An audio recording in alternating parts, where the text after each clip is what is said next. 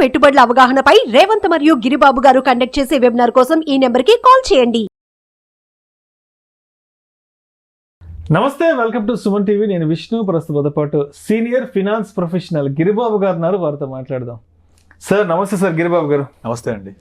Sir Giribabu గారు, ఈ వీడియోలో ఇప్పుడు మనం మాట్లాడబోయే అంశం ఏదైతే ఉందో, ఈ అంశము పర్టికులర్గా ఎవరికి ఉపయోగపడుతుందంటే, ఇప్పుడు ఎవరైతే ఓ 20 ఏళ్ల వయసులో ఉన్నారో, ఇప్పుడు ఎవరైతే ఒక 25 ఏళ్ల వయసులో ఉన్నారో, ఇప్పుడిప్పుడే చదువులు కంప్లీట్ చేసుకొని వాళ్ళ కెరీర్ని స్టార్ట్ చేస్తున్నారో, అటువంటి వాళ్ళకి నిజంగా ఈ వీడియో లైఫ్ చేంజింగ్ ఫ్యాక్టర్ కాబోతుందని నేను నమ్ముతున్నాను. ఎందుకంటే నేను ఒకసారి ఒక పెద్ద ఆయనతో మాట్లాడినప్పుడు ఆయన ఒక మాట చెప్పాడు నాకు, విష్ణు 25 సంవత్సరాల నుంచి 35 సంవత్సరాల వయసు ఏదైతే ఉందో, అంటే 25 సంవత్సరాల వయసు నుంచి 35 సంవత్సరాల వయసు, ఆ 10 సంవత్సరాలు ఏదైతే ఉందో అది 60 ఏళ్ల వయసులో 70 ఏళ్ల వయసులో నువ్వు ఎలా ఉండాలో డిసైడ్ చేసే చాలా క్రూషియల్ పీరియడ్. కాబట్టి ఆ 10 సంవత్సరాలు ఏవైతే ఉన్నాయో, నువ్వు ఎలా కష్టపడాలో, ఎంత కష్టపడాలో, ఎంత సంపాదించాలో అదంతా కూడా ఆ 10 సంవత్సరాల్లో జరిగితేనే నెక్స్ట్ 60-70 ఇయర్స్ ఏజ్కి వచ్చేటప్పటికి కొడుకులు, కూతుళ్ళు, మనవళ్ళు, మనవరాలతో దర్జాగా హ్యాపీగా లైఫ్ని లీడ్ చేయొచ్చు అంటూ ఓ పెద్దాయన నాకు కొన్నేళ్ల క్రితం ఈ మాట చెప్పారు. కాబట్టి ఈ 25 సంవత్సరాల నుంచి 35 సంవత్సరాలు, ఈ 10 సంవత్సరాల క్రూషియల్ పీరియడ్ ఏదైతే ఉందో దాన్ని ఏ విధంగా సద్వినియోగపరచుకోవాలి అంటారు సమర్థవంతంగా? ఆ 10 సంవత్సరాలలో మన పొదుపు, పెట్టుబడులు అనేవి ఏ విధంగా ఉండాలి అంటారు అసలు? మీకు ఎవరు చెప్పారు కానీ చాలా కరెక్ట్గా చెప్పారండి. ఎందుకంటే ఇప్పుడు మనం కనుక లాస్ట్ 1947 ఇండియాకి ఫ్రీడమ్ వచ్చిన దగ్గర నుంచి కనుక తీసుకుంటే, మనం ఇప్పుడు ఏదైతే మనం చూస్తున్నామో ఈ generation is the third generation. అంటే మన ఫాదర్, మన గ్రాండ్ ఫాదర్ జనరేషన్ అంతా కూడా 1950s, 60s, 70s is a working life generation. అది వాళ్ళంతా 1990s రిటైర్ అయిపోయారు, వాళ్ళు హ్యాపీగా గడిపిస్తున్నారు. మన ఫాదర్స్ వచ్చేప్పటికి 1970s, 80s లో వాళ్ళ కెరియర్ స్టార్ట్ అయ్యి వాళ్ళు కూడా వాళ్ళ ఫాదర్స్ లాగా 30-35 years working life, 35 years work life, దాని తర్వాత 60కి రిటైర్మెంట్, అలా నడిచిపోతుంది. కానీ ఇప్పుడు ఏదైతే మిలియనర్ గ్రూప్ ఉందో, మీరు అన్నట్టుగా ఈ అంటే 1990s తర్వాత పుట్టిన వాళ్ళందరూ కూడా వాళ్ళ యొక్క కెరియర్ 25కి స్టార్ట్ అవుతే 35, 40, 45కి కదం క్లోజ్. ఇక ఇప్పుడు నార్మల్గా మీరు క్రికెట్ ప్లేయర్స్ చూడండి, ఒకప్పుడు అంటే గవాస్కర్కి ముందు సీజన్ అంతా కూడా ఒక్కొక్కళ్ళు 40+ వరకు కూడా ఆడుతుండేవాళ్ళు. ఇవాళ 30 వచ్చిందంటే కథం రిటైర్మెంట్ అయిపోయింది. అంటే ప్రతి చోట కూడా అది వర్కింగ్ లైఫ్ తగ్గిపోతుంది. ఇప్పుడు మన మిలినియల్ గ్రూప్ తీసుకుంటే, ఇప్పుడున్న యంగ్ జనరేషన్ ఎవరైతే 1990s తర్వాత పుట్టారో వాళ్ళ యొక్క లైఫ్ స్టైల్ అంతా కూడా మారిపోయింది కంప్లీట్గా. సో వాళ్ళకు ఏది కూడా నేను ఇలాగే 30 ఏళ్ళు ఇదే పని చెయ్యాలా, ఇలాగే నా లైఫ్ స్టైల్ ఉండాలా, లేదు నేను ఎప్పటికప్పుడు మారుతూ ఉండాలి, నా వర్క్ లైఫ్ వచ్చి తగ్గాలి and at the same time నా రిటైర్మెంట్ లైఫ్ పెరగాలి అనే ఒక ఆలోచనే కాకుండా ఇంకొక ఇంపార్టెంట్ థింగ్ మనం చేంజ్ ఏం చూస్తున్నామంటే improved medical conditions, improved health conditions, concentration on your lifestyle and concentration on your health factors. అంటే ఇప్పుడు మీకు డాక్టర్స్ ఎవరు కూడా ఎప్పుడైతే కొత్త మెడికల్ విధానం వస్తుందో ప్రతి ఒక్కదాన్ని కూడా మనకు ఇంప్రూవ్ టెక్నాలజీ, ఇప్పుడు గుండెని కూడా మార్చే టెక్నాలజీ వస్తుంది. తర్వాత మనకు ఎటువంటి హెల్త్ ప్రాబ్లం ఉన్నా కూడా రోబోటిక్ సర్జరీస్ అని, ఇంకా AI యూజ్ చేస్తూ హెల్త్ చెకప్స్ వచ్చేసాయి ఇప్పుడు. అట్లా ప్రతి ఒక్క సెగ్మెంట్లో కూడా వచ్చిన ఇంప్రూవ్మెంట్ మనల్ని కనీసం 90 years, 100 years దాకా బతకడానికి ఒక స్కోప్ తీసుకొస్తుంది. 90 years ఇప్పుడు అంతా కూడా 70, 60 కాదు మాట్లాడేది, 85, 90 మాట్లాడుతున్నారు. మరి మీ వర్క్ లైఫ్ అంతేమో 40కి కంప్లీట్ అయిపోతే మరో 40 years మీరు బతకాలి. మీరు అన్నట్టుగా ఆ లాస్ట్ 30 years లో మీ లైఫ్ సరిగా ఉండాలి అంటే ఏంటి? ఆర్థిక బలంగా ఉండాలి, ఆర్థిక మూలాలు బలంగా ఉండాలి.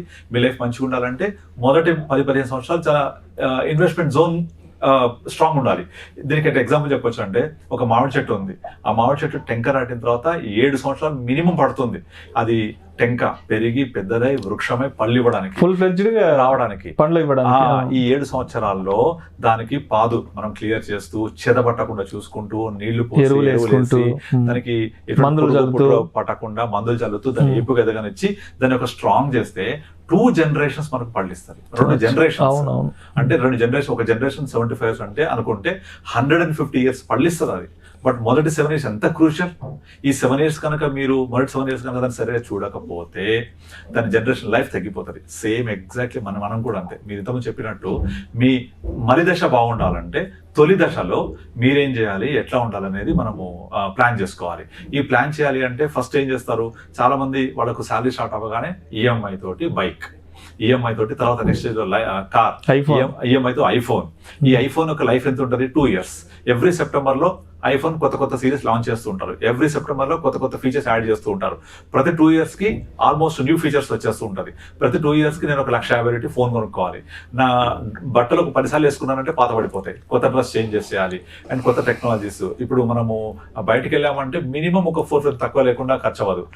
ఇలాంటి పరిణామాలలో మనము అంత లాంగ్ టర్మ్ ఆలోచించాలి అంటే ఎలా అయితే మామిడి చెట్టును మనం 7 ఏళ్ళు కాపాడుకుంటున్నామో అట్లా మన దగ్గర ఉన్న మొత్తం ఆదాయాన్ని మీకు 25 సంవత్సరాలు దాటిన తర్వాత, మన ఉద్యోగ దశ స్టార్ట్ అయిన తర్వాత అక్కడ నుంచి ఖచ్చితంగా ఒక థంబ్ రూల్ పెట్టుకోవాలి. ఏంటి, నాకు వచ్చే ప్రతి 100 రూపాయల్లో 75 రూపాయలు ఇవాటి కోసము, 20 రూపాయలు మినిమం తగ్గకుండా రేపటి కోసం, ఒక 5 రూపాయలు కంటింజెన్సీ ఫండ్, ఒక 5% contingency fund, 20% for future, 75% further day. ఎందుకంటే ఈ రోజు నేను ఇంపార్టెంట్, నాకు ఈ రోజు నేను జీవించాలి అంటే ఈ రోజు నేను ఖర్చు పెట్టాలి. ఖర్చు పెట్టకపోతే నాకు మంచి లైఫ్ దొరకదు, లివింగ్ దొరకదు. ఇట్లా అనుకుంటూ ఉంటారు. ఆ 20% ఏదైతే సేవ్ చేస్తున్నామో ఇది ఎలా ఉండాలి, ఇన్ఫ్లేషన్ బీటెడ్ రిటర్న్స్ ఉండాలి, ఎక్స్పోనెన్షియల్ రిటర్న్స్ ఇవ్వాలి అంటే old traditional kind of investments ఆపేయాలి. ఫిక్స్డ్ డిపాజిట్లు, పోస్ట్ ఆఫీసు, ఇన్సూరెన్స్ పాలసీలు, పీపీఎఫ్ ఇలాంటి అన్ని కూడా 8%, 7%, 8.5% నుంచి రిటర్న్స్ ఇవ్వవు. అంటే ఇన్ఫ్లేషన్ బీట్ చేయని రిటర్న్స్ ఇవన్నీ కూడా. ఖచ్చితంగా అక్కడ నుంచి మనము మార్కెట్ వైపు వచ్చేసేయాలి. ఎందుకంటే మనము 25 years చూసిన మేజర్ చేంజ్ ఏంటి, real estate, gold, fixed deposit, post office అన్ని కూడా వాటి యొక్క దశలు అయిపోతున్నాయి. ఒక 25 ఏళ్ల క్రితము మీకు గోల్డ్ ఒక 3,000, 4,000 ఉండే 10 గ్రాములు, ఇవాళ 70కి వచ్చేసింది. రియల్ ఎస్టేట్ 5,000 లోపలే ఉండే గజం, ఇవాళ 70,000, 80,000కి వచ్చేసింది. ఎఫ్డీ రేట్లు 12, 13 ఉండే. ఎన్బిఎఫ్సిలు, ప్రైవేట్ బ్యాంక్స్ 15 దాకా ఇచ్చేవి, అన్ని 5కి వచ్చేసాయి ఇప్పుడు. సో ఆ దశ అయిపోయింది. ఇప్పుడు అంతా కూడా క్యాపిటల్ మార్కెట్ వైపు. క్యాపిటల్ మార్కెట్ అనగానే నథింగ్ బట్ స్టాక్ మార్కెట్ లో మళ్ళీ mutual funds, direct investment, PMS, AIF, ఇట్లా different kind of investment service వచ్చేసాయి. ఇవన్నీ కూడా మనం ఎక్స్పెక్ట్ చేసి ఆ 15% ప్లస్ కైండ్ ఆఫ్ రిటర్న్స్ ఇవ్వడానికి స్కోప్ ఉంది. వాటిల్లో జాగ్రత్తగా చేయాలి. కానీ ఇక్కడ మనం చేసేటప్పుడు ఏంటి, నేను ఎక్స్పోనెన్షియల్ రిటర్న్స్ రావాలి, ఎక్స్ట్రా రిటర్న్స్ రావాలని చెప్పి రిస్క్ తీసుకుంటున్నారు. నో, ఆ పని కూడా చేయొద్దు. అలా రిస్క్ తీసుకొని ఎంతవరకు తీసుకోవాలి, ఎంతవరకు స్టెబిలైజ్ అవ్వాలి అని కూడా ఆలోచన చేయాలి. అందుకే ప్రాపర్గా అడ్వైజర్ గైడెన్స్ తీసుకొని ప్రాపర్ ఇన్వెస్ట్ చేసుకొని అన్ని బకెట్స్ పిఎంఎస్ లో కొంచెము, మ్యూచువల్ ఫండ్స్ లో కొంచెము, డైరెక్ట్ స్టాక్స్ లో కొంచెం పెట్టుకొని పోర్ట్ఫోలియో జనరేట్ చేసుకోవాలి. అలా చేసుకుంటూ వెళ్తే మీకు ఒక 50 తర్వాత, 50 మనం రిటైర్ అవుతున్నాం 50కి అనుకుంటే 50 నుంచి ఇంకా 30 years మినిమం. ఆ 30 years అనే మలిదశ ఏదైతే ఉందో, ఈ మొదటి 25 years లో చేసిన ఇన్వెస్ట్మెంట్స్ అన్ని కూడా మనకు పళ్ళు ఇస్తూ ఉంటాయి. మన వృక్షం పెరిగింది కదా, ఆ మహావృక్షం లైఫ్ టైం పళ్ళు ఇస్తూ ఉంటుంది. మీకు పెద్ద ఆయన చెప్పినట్టు మీరు ఆ తదనంతరం వచ్చే డబ్బులన్నీ కూడా మనం ఈ రోజు తీసుకునే పళ్ళే. కనుక అలా మనం ఆ ఉద్దేశంతో చేయకుండా రేపొద్దున నారు పోసేవాడు నీరు పోయిపోతాడా అన్నట్టుగా ఆలోచిస్తే కనుక అంతమించిన పెద్ద మిస్టేక్ ఇంకోటి ఉండదు. ఎందుకంటే ఇప్పుడు మనం చూస్తున్నాం, ఈ జనరేషన్ ఎవరైతే ఉన్నారో, మీరు మీ పిల్లల మీద డిపెండ్ అవ్వగలుగుతారా? మీ పిల్లలు మీకు ఎలా వాళ్ళు మిమ్మల్ని ఫైనాన్స్ సపోర్ట్ చేస్తారంటే 100కి 99% ఎవ్వరు కూడా మా పిల్లల మీద మేము డిపెండ్ అవ్వలేము. ఎందుకంటే ఇప్పుడున్న సిచ్యువేషన్ చూస్తే పాపం నా కొడుకు కూడా వాడికి పెళ్ళై పిల్లలు వాళ్ళ ఫ్యామిలీ చూసుకొని సరిపోతుంది, నేను వాడికి బర్డెన్ అవ్వద్దు అనే ఉద్దేశంతో ఉంటారు. సో ఇది కరెక్ట్ కూడా అది. కనుక ఎప్పుడు కూడా మన పిల్లలు మన రిటైర్మెంట్ ప్లానింగ్ కాదు. కనుక మనము మన కోసం చూసుకోవాలి, మన పిల్లల కోసం చూడాలి. నెక్స్ట్ మన మలిదశలో కూడా మన సొంత బడ్జెట్ తోటి మనమే ప్లాన్ చేసుకోవాలి. సో కంపల్సరీ ఇవన్నీ జరగాలి అంటే ప్రాపర్ ప్లానింగ్ ఉండాలి. ఆ ప్రాపర్ ప్లానింగ్ ఎప్పుడు స్టార్ట్ అవ్వాలి?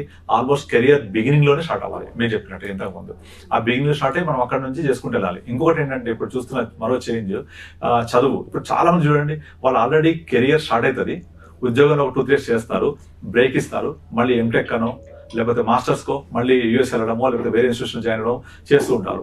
ఇలాంటి మామూలుగా ఒక చదువు అయిపోయిన తర్వాత ఉద్యోగం అక్కడ చెప్పడానికి ఉద్యోగమే, ఇది ఒక దశలో. ఇప్పుడు అలా కాదు, చదువు అయిపోయిన తర్వాత కెరియర్ ఒక 2-3 years తర్వాత అప్పుడు అర్థమవుతుంది, ఓకే నాకు గనక హైయర్ డిగ్రీ ఉంటే ఇంకా బెటర్ ఫ్యూచర్ ఉంటుందని. వెంటనే they will move in to education.